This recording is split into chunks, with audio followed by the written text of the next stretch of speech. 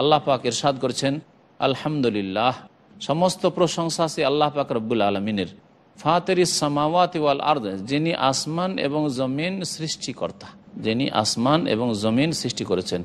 জাইলিল মালাইকাতে রসুলা, এবং ফেরেশতাগণকে দূত হিসাবে আল্লাহ পাক সৃষ্টি করেছেন। ফেরেশতাগণকে আল্লাহ পাক রসুল হিসাবে তাদেরকে দূত, রসুল বলে আখ্যায়িত করেছেন। রসুলের বহুবচন রসুল বলে।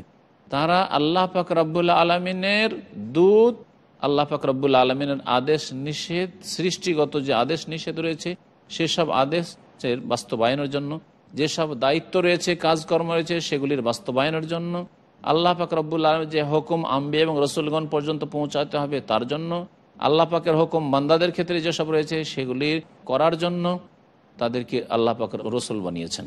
উলি আজনেহা। তারপর আল্লাহ পাক রব্বুল আলমিন ফেরেশতাদের গুণ সম্পর্কে এরশাদ করছেন যে ফেরেশতারা ডানা বিশিষ্ট। ফেরেশতাগণের ডানা রয়েছে, ফেরেশতাদের পাখা রয়েছে, ডানা রয়েছে। উলি আজনেহা, জানাহনের বহু বচন হচ্ছে আজনেহা। তাহলে ফেরেশতাদেরকে আল্লাহ পাক যে গুণ দিয়ে সৃষ্টি করেছেন তাদের আসল রূপ হচ্ছে ডানা বিশিষ্ট। মাসনা, কোন ফেরেশতার দুই দুই ডানা আল্লাহ সৃষ্টি করেছেন। ওয়াসোলাসা, তিন তিন ডানা আল্লাহ সৃষ্টি করেছেন। ওয়ারোবা, চার চার আল্লাহ পাক রব্বুল আলমিন ডানা সৃষ্টি করেছেন। এখানে আল্লাহ পাক রব্বুল আলমিন এই দুই দুই, তিন তিন, চারের কথা উল্লেখ করেছেন। তারপরে বলছেন ইয়াজিদ ফিল খালকে মা ইয়াশা, তার সৃষ্টিতে আল্লাহ পাক এর চাইতে বেশি করেন যেমন আল্লাহ পাক রব্বুল আলমিন চান।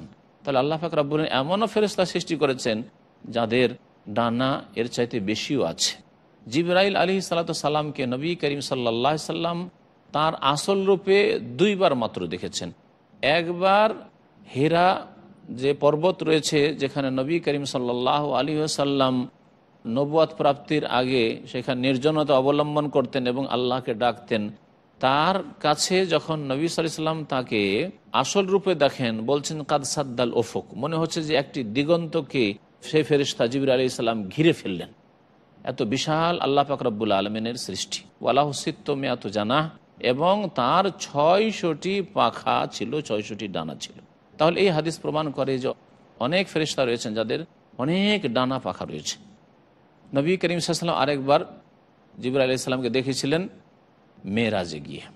যেসব গুণের কথা ফেরেশতাগণের উল্লেখ করা হয়েছে তার মধ্যে একটি গুণ হচ্ছে যে তারা মানুষের রূপ ধারণ করতে পারেন, মানুষের রূপ ধারণ করতে পারেন।